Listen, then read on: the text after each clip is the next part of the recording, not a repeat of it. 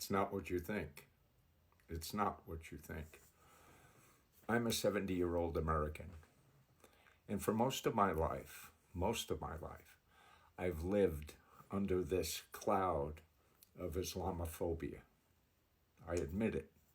I bought everything that my government told me about Muslims, about Islam.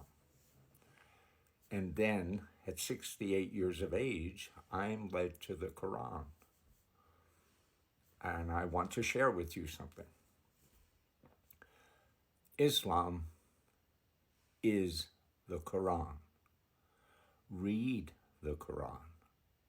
If you read the Quran, not the other books, and don't indulge in conversations about Islam, just read the book. I can tell you, and I've said this a number of times, in all honesty, I held on to the teachings of Jesus for most of my life, and I still have them virtually written in my heart and in my mind and in my soul. I know the teachings of Jesus.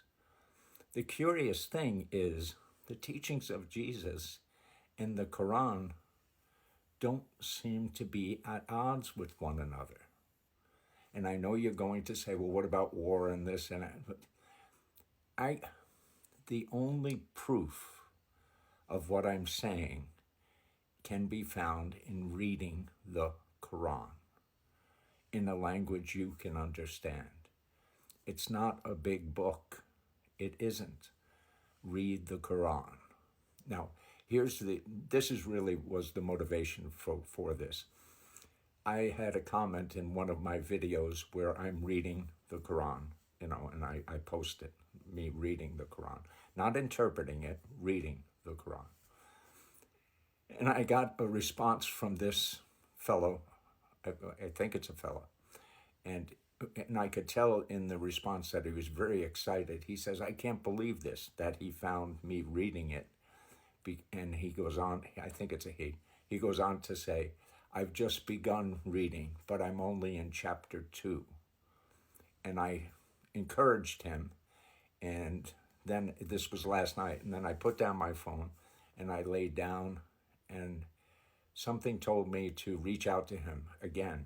So I got up, and what I said to him is what I would say to you.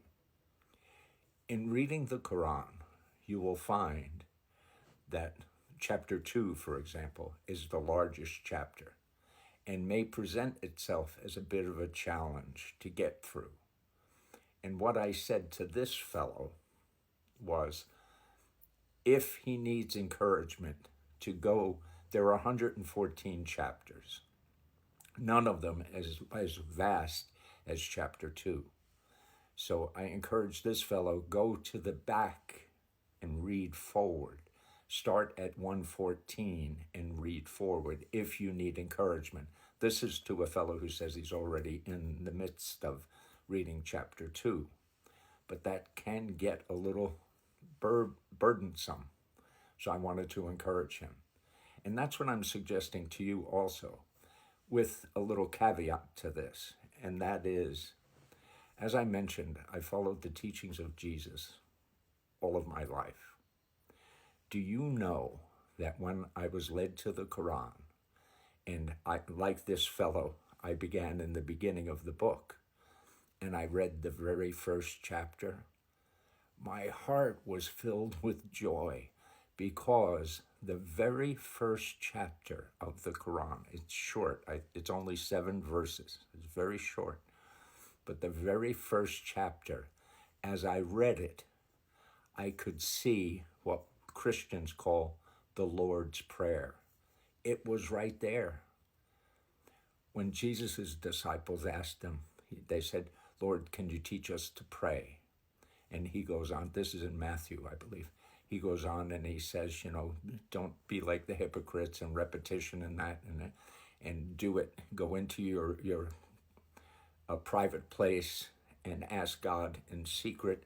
And what you ask God in secret, God will reward you openly, and pray in this manner. And then he gives what we Christians at the time, what we had been taught is the Lord's Prayer.